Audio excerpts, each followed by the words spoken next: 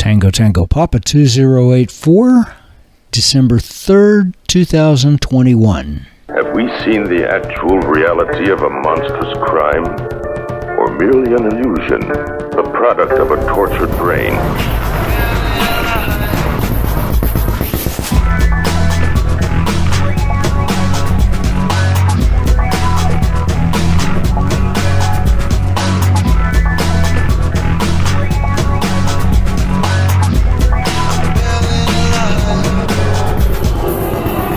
Good morning, good afternoon, good evening. Tom Wiles here with you, coming to you once again from home. Today's my last day at home, and then I go back to work tomorrow. They have, this morning they've already sent the next load. It picks up at 6 o'clock tomorrow evening at Rogers, Arkansas, and then that load delivers to Pottsville, Pennsylvania. So not a bad load. So in any case, back to work, and then be working until should get home probably on the December the 15th or thereabouts, so that my vacation can start on the 16th, December 16th, and then I'll be off until January the 4th. So it's actually another very nice day. Every day that I've been home, the temperature's been around 70 or maybe even a little bit above 73, 75. It's been getting down to about 45 degrees at night, and so it's been very nice. I think this weekend it's supposed to, especially on Sunday, at least the last time I looked,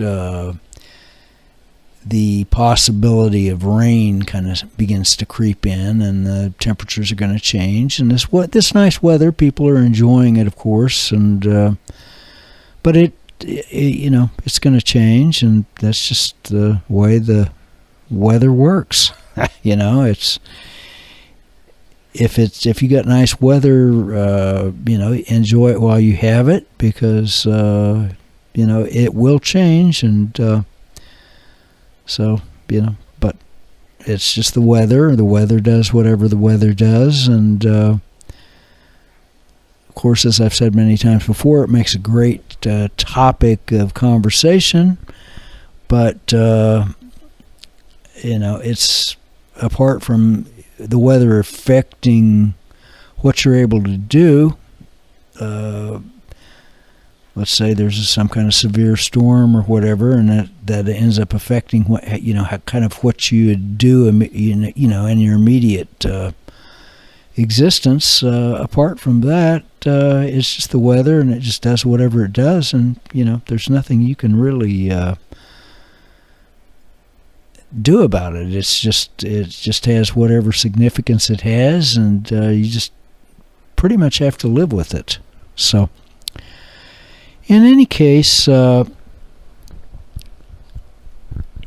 I want to talk about are basically things I've talked about before, but they're worth talking about again. I can talk about these same topics sort of endlessly.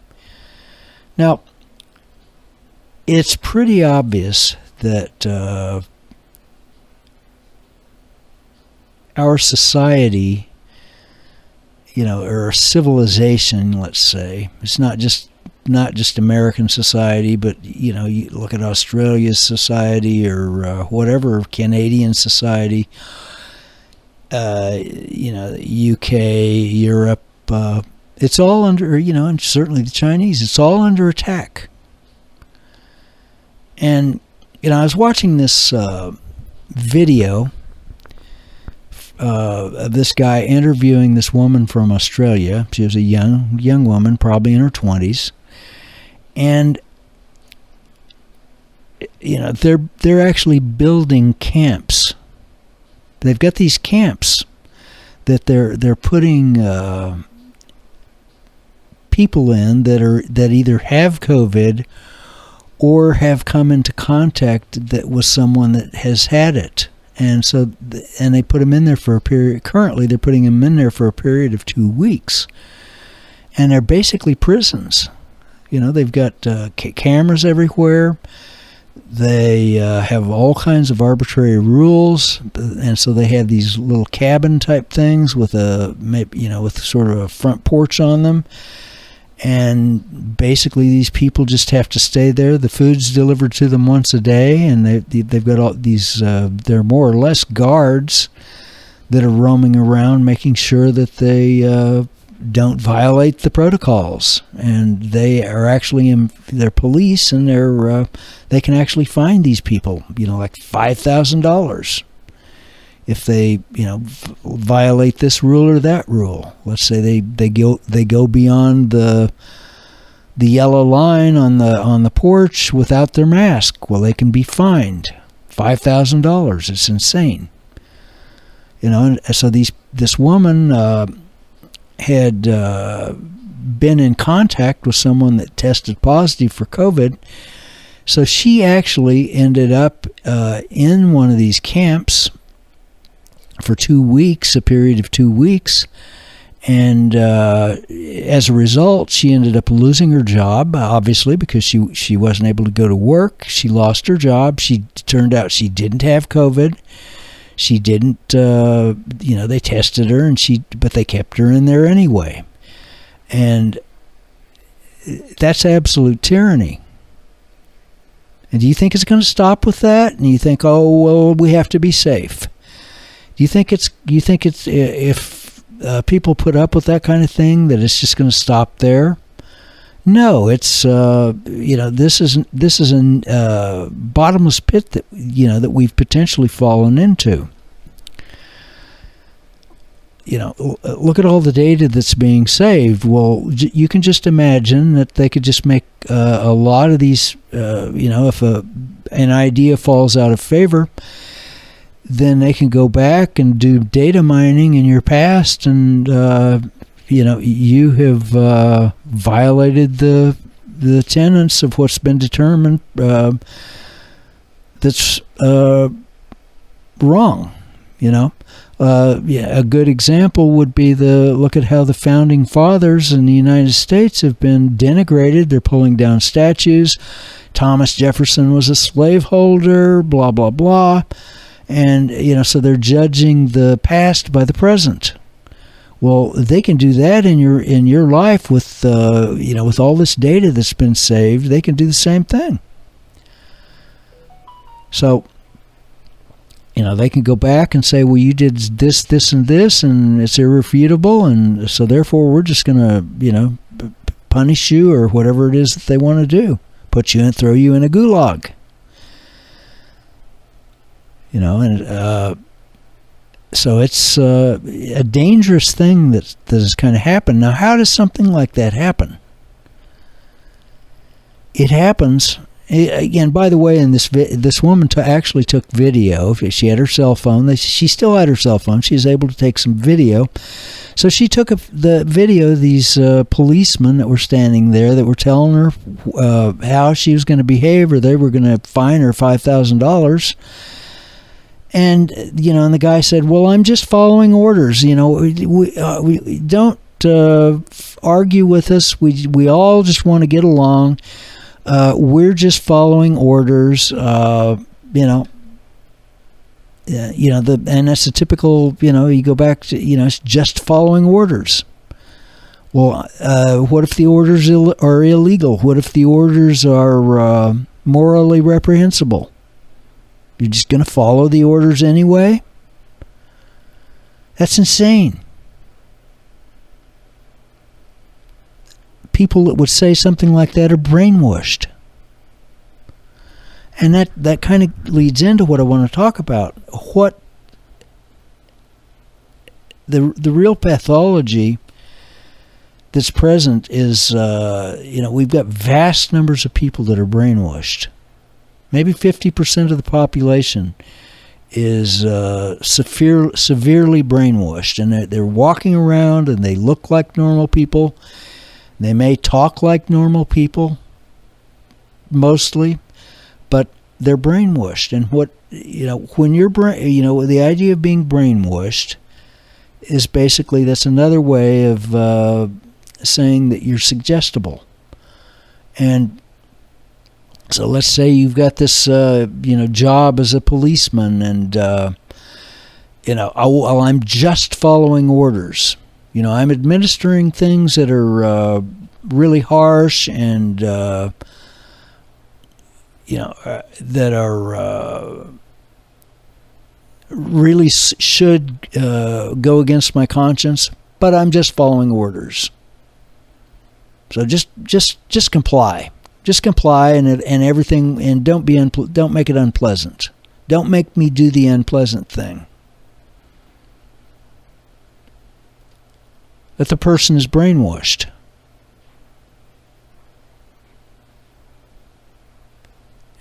And it also means not only are they suggestible, but they're twisting things in their own mind so that right is wrong and wrong is right. And they're unable to see that what they're doing, they're sort of disconnecting that from what would normally be common sense or conscience.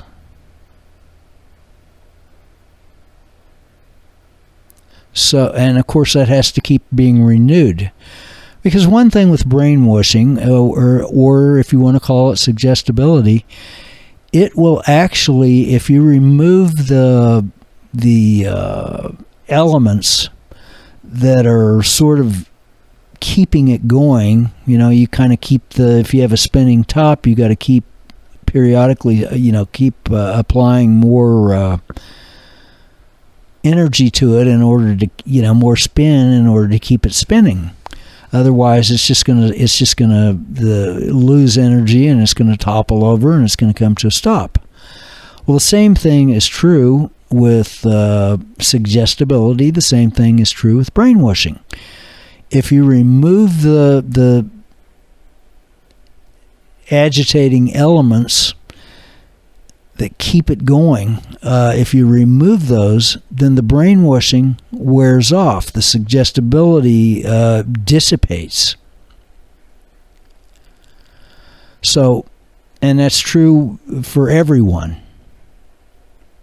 And there are varying degrees of suggestibility. There are varying degrees of brainwashing. Probably all of us have been brainwashed at one point or another.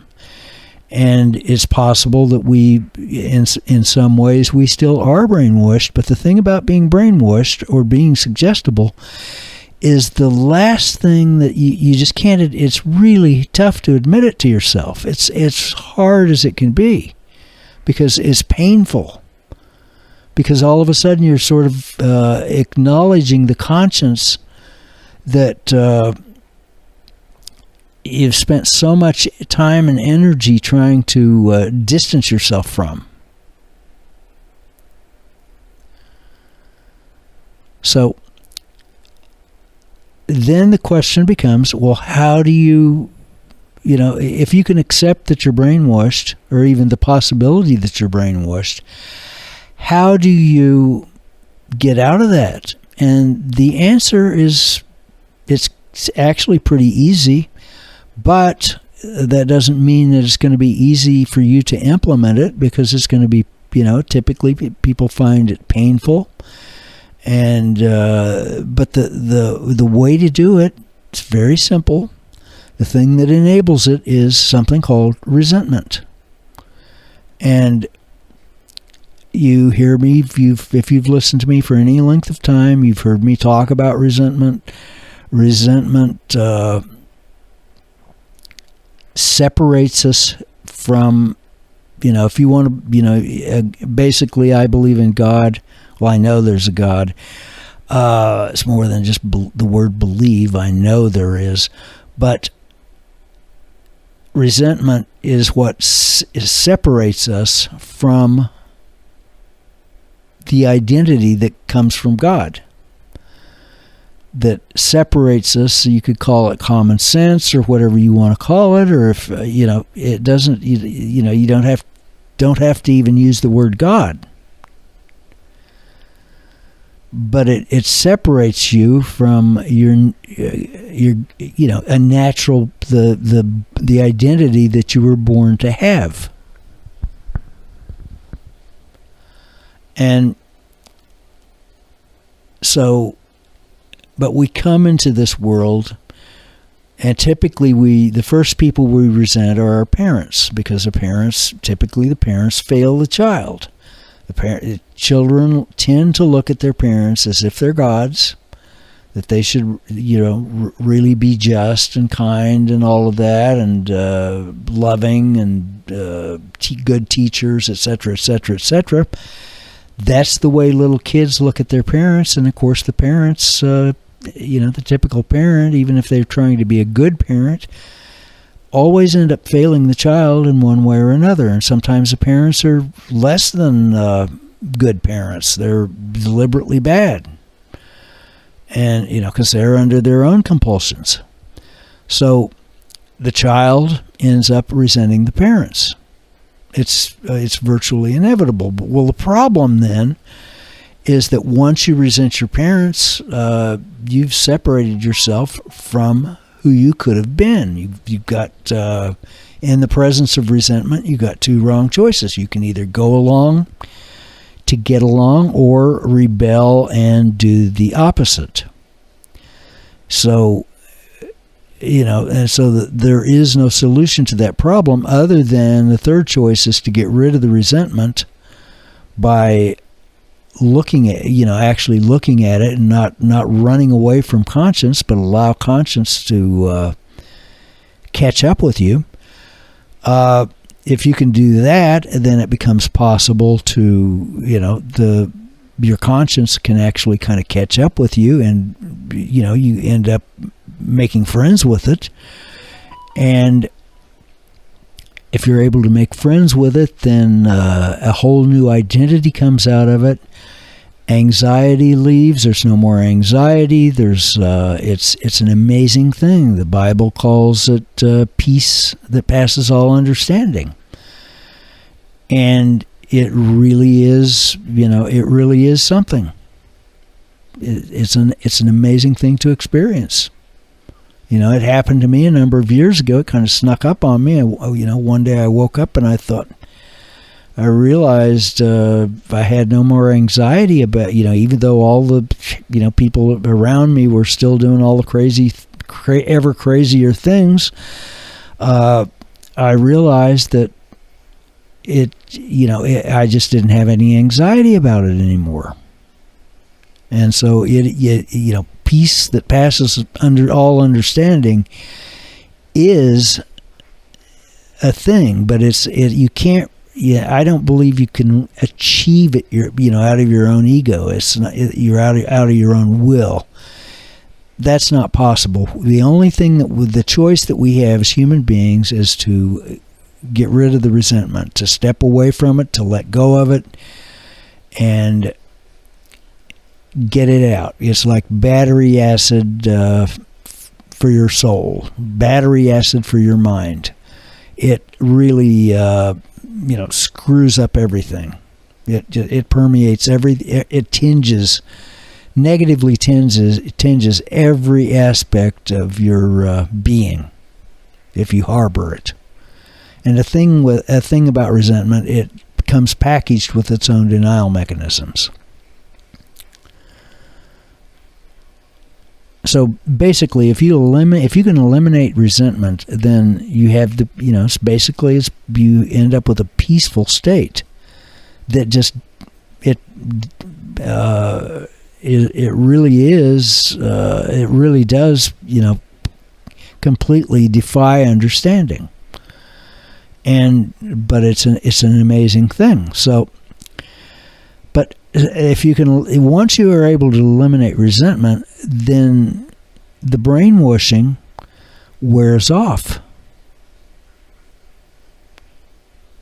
the brainwashing really does wear off, and then it becomes possible to kind of look at things and look at the things that the people around you are doing and saying, sort of be in the world, but not have your identity made out of it. Be in the world, but not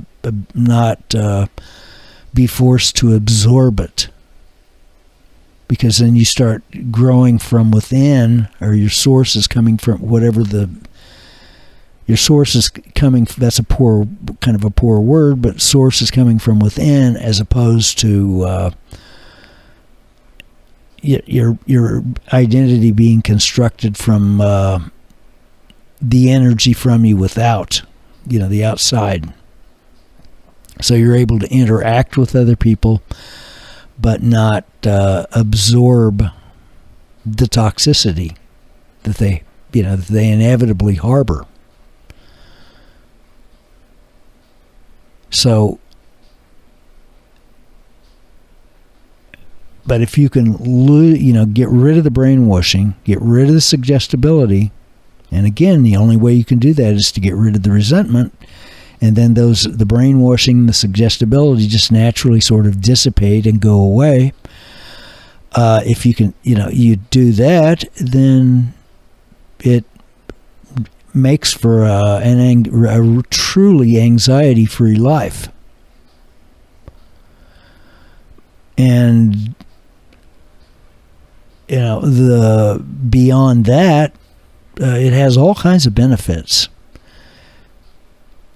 Because at that point, then people talk about, you get into a discussion, you do believe in God. Well, you really examine any word typically, but the word believe, you really begin to think about that, examine it directly. What do you mean by believe? Because I can say I believe this and I believe that all day long, but what does that really mean? And as I've talked about before, I think the ultimate test of belief is behavior. The ultimate test of belief, or faith, basically, is also behavior. What is your behavior? And if you can actually get rid of resentment, your behavior also just naturally changes. There's a profound difference between knowing and believing. So, the other part of resentment is that the flip side of resentment is fear. And as long as you have some sort of buried resentment somewhere, and you may justify it, and you think, I have a right to hate my parents because I felt like I got shortchanged with this or shortchanged with that. As long as that's, even if that's buried somewhere in your subconscious, you're also vulnerable to you're also vulnerable to fear. And fear is one of the ways that you're being controlled. Fear, like the video that I was talking about, the policeman in the Gulag camp in, I think it was in Darwin, Australia, or maybe.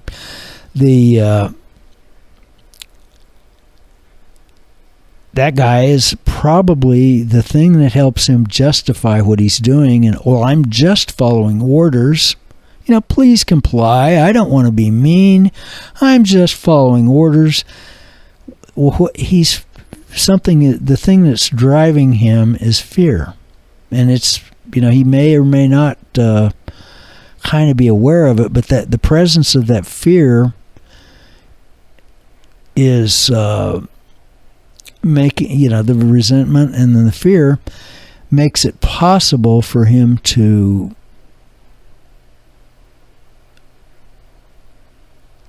continue to drive a wedge between himself and his conscience, and it helps him lie to himself that he's being perfectly rational. That this is a rational thing to lock citizens up in a free country, supposedly free country of Australia. It's just a perfectly rational thing to do. So, that's what, it's really strange what can go on in the mind when the mind is distorted by something that seems so simple and so innocuous as resentment. Because, the thing with resentment, we really believe that, in our own minds, we believe that if we encounter something that bothers us somehow, or it's, someone's done something malicious or whatever it is, we look at resentment as if it's some sort of protection.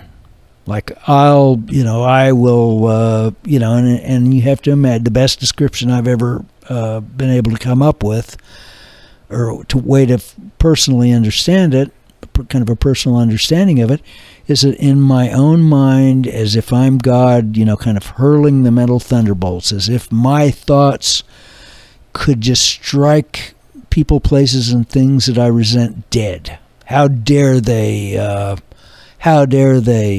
offend God? And but that's the best description that I can come up with to sort of help you understand what it is, because you have to be able to understand what resentment is. As you can also think of it as sort of a puffing up of the ego. And so,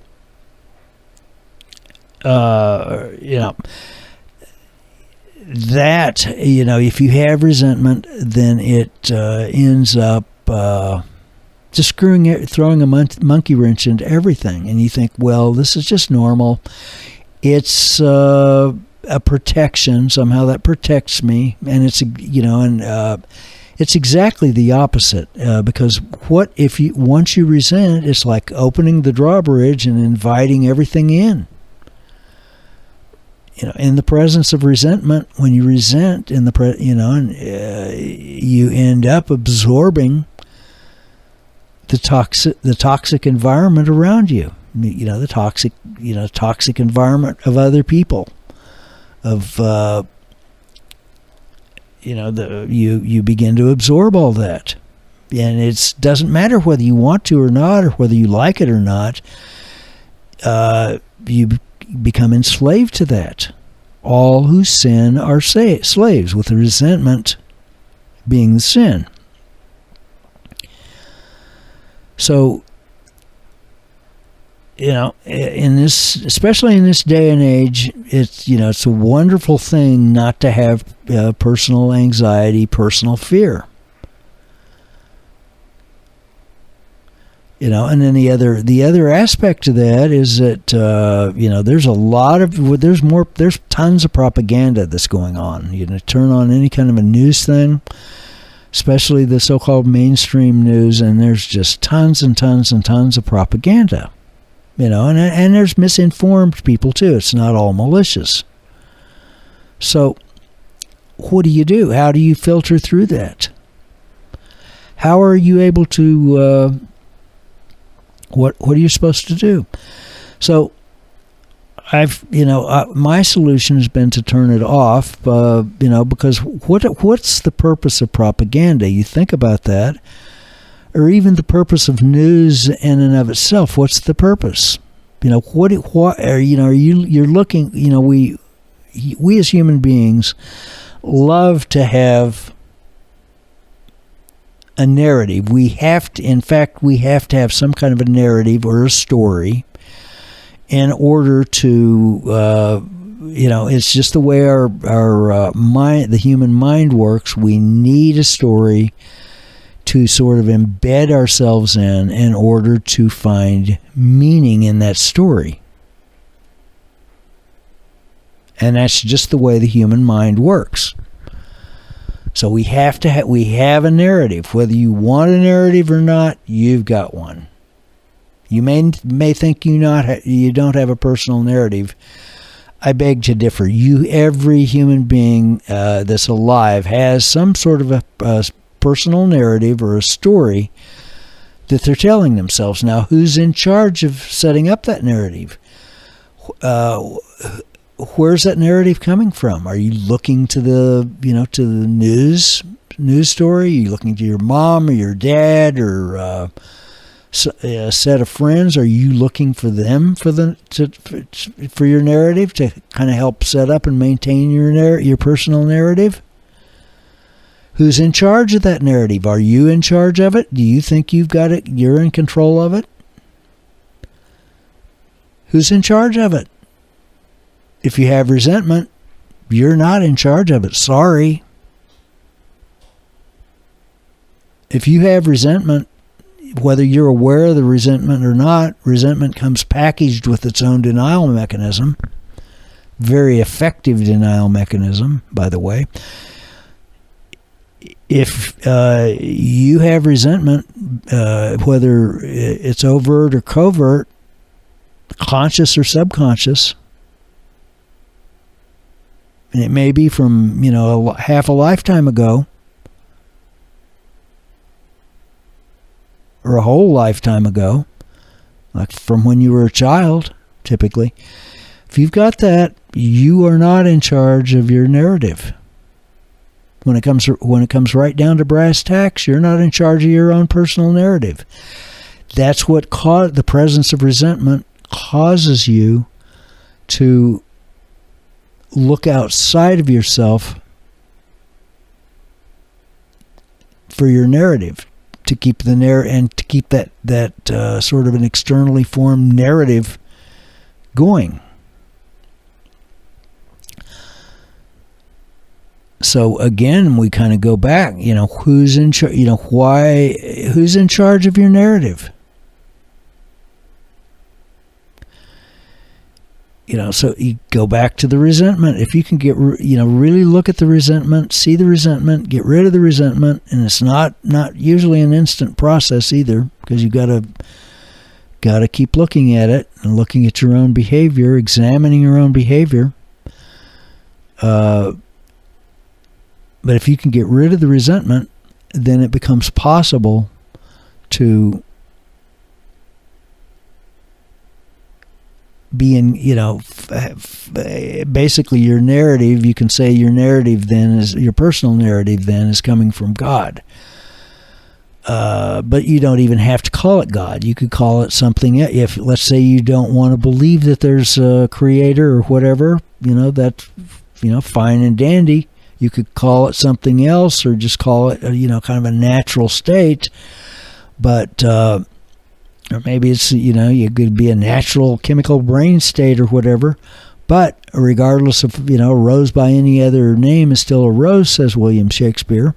So you get rid of the resentment, you become, your personal narrative is no longer subject to the outside world. You're no longer being forced to look to the outside world for your story. And you got to have a story. In order to have meaning in your existence, you have to have a story, and there you do have a story. Now, in a typical person, the meaning may be pretty horrible. They may think that it's just pain and emptiness, and that's the other thing about resentment. Resentment actually cuts you off from who you could have been. It cuts you off from your natural identity, the one that you could have had. It cuts you off from that, and then you're just left with this big gaping hole that you're trying to fill otherwise. It's usually, it's a big gaping hole of, just kind of like pain and emptiness. And that's, a bottomless pit to fall into. If you're not, you've got to be very careful about not falling into a bottomless pit. So, but, what do you do? How do you get rid of the resentment? I talk about it once in a while. If you go to my website, truckertompodcast.com, and I'm actually right in front of the computer now, so I'm going to click on that, and I'm going to make sure that everything is running properly. So let's go to truckertompodcast.com, and let me, there we go. Whoops, I didn't get rid of that. Fix that. Didn't know I was going to do this. Okay, there we go. Oh, that's interesting. I'm glad I did this, because normally, all of the links, whenever I move servers, some of the links aren't there anymore. And usually there should be a link there that says meditation, and that just doesn't seem to be there. So I'm going to have to repair that. Interesting. Okay, I'm glad I looked. Something told me I better look.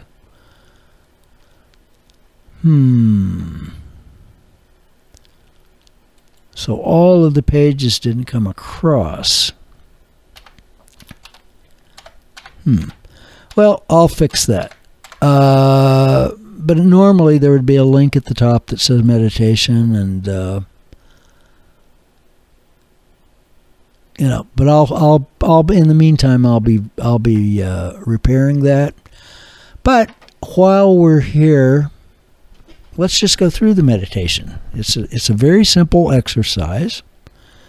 It's an extremely simple exercise, and might as well just, since it's not available on the website right now, might as well just let's go ahead and I'll just walk through it here for a few minutes. So it's best to kind of initially, if you've never done this before, just sit in an upright chair. Maybe preferably even a hardback chair, but otherwise just a chair where you're sitting upright. And so the first thing you want to do is close your eyes. So you close your eyes and you just have your hands down by your sides. You could you could have maybe your left hand in your lap or whatever, but probably to begin with, just hands down by your sides. And so got your eyes closed, sitting there calmly. And so the next thing to do is just to be aware of your right hand. Just be aware of your hand. And be aware of your fingers. At the same time, be aware of the center of your forehead, like a spot in the center of your forehead. Just be aware of it. It's nothing you really have to put your will into. You just become aware of it. And so as you're being aware of the spot in the center of your forehead, you also be aware of the fingers on your right hand. Now it could also be your left hand. For these purposes, it's right hand. So shift your, shift your attention from, let's start out with your thumb. So become aware of your thumb. Got your eyes closed. You're also being aware of the spot in the center of your forehead. Be aware of your right thumb, and you sort of, as you become kind of gently aware of it, you'll notice that it may tingle just slightly. So then next, so shift your attention to your the index finger.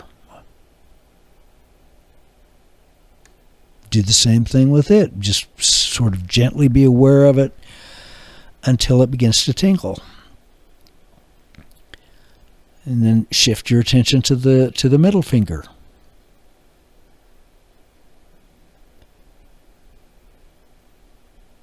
Gently give it attention. The middle finger begins to tingle.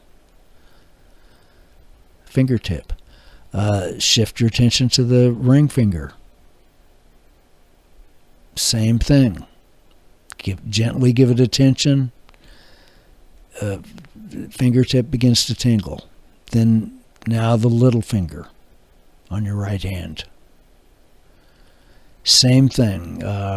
Fingertip begins to tingle. Then go back to your thumb. While you're still being aware of the center of your forehead, become aware of your right thumb again. Begins to tingle.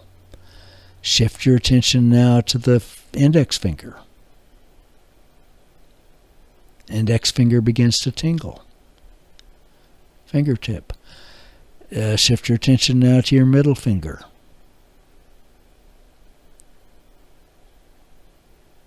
Fingertip begins to tingle. Shift your attention now to your right ring finger. Fingertip begins to tingle. Now the little finger. Fingertip begins to tingle. At the same time, you're aware of the spot in the middle of your forehead. And now you simply continue with this. This is basically the meditation. This is it's just a very, very simple exercise. Now, if you find that you're doing this and all of a sudden you realize you're kind of lost in some sort of a daydream, don't get frustrated. Just realize, I got sucked into a daydream. And then you just bring your point of awareness, because that's the one thing that we have as conscious creatures, this consciousness. We have this point of awareness, and we can really only be aware of one thing at a time, sort of one task at a time. So bring your attention back to your kind of the center of your forehead, and back to, begin shifting your attention as if you're looking through the center of your forehead. Bring your attention back to the fingers on your right hand, and shift your attention one finger to the next finger, to the next finger, to the next finger, to the next finger, and then start over again. Do this for, whenever I first started doing this, I did it for about 10 minutes at a time, and maybe multiple times a day. And I did that for years.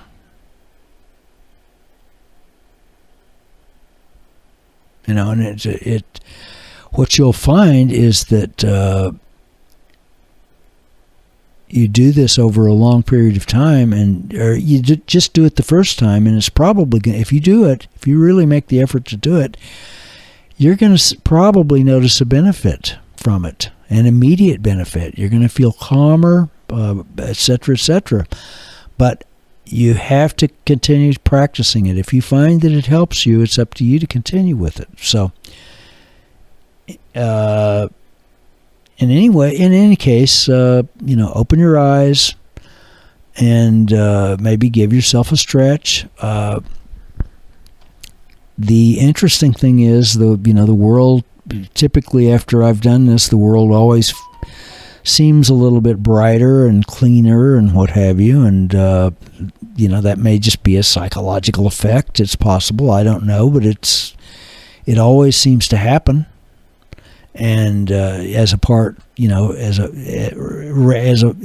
say I've just had my eyes closed or whatever, and I open my eyes, and it's the same dirty world. But after this meditation technique, it's interesting. And I think it has not really anything. Especially a brighter and cleaner looking world has nothing really to do with the fact that I've had my eyes closed, but it has more to do with the fact that I've directed my attention, and I've kind of directed my, sort of deliberately sort of pulled my attention out of the endless stream of thoughts that go around and around and around in your mind. So, but that's the basic gist of the meditation. I will get that. I'll do some editing work on the website and get the meditation files and the links back where they belong. Get that straightened back out. So, but that's basically the meditation. And like I say, I can't promise that's going to help everybody, but I do believe that it will help most people but they've got to do it. It's not something you just do once and once and done. You've got to continue with it. This is an ongoing thing.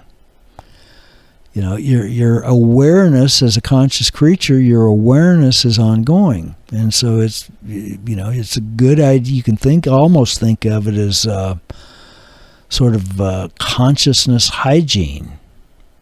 Just spend a period of time every day doing this, maybe, and really multiple times a day, when you first get up in the morning, whenever you go to bed at night, maybe in the middle of the day, you find yourself maybe at a stoplight or something. You don't even necessarily have to close your eyes. Let's say you're at a stoplight, you're driving, you're at a stoplight, and you've got a minute or so, or just a few moments, and you can just become aware of your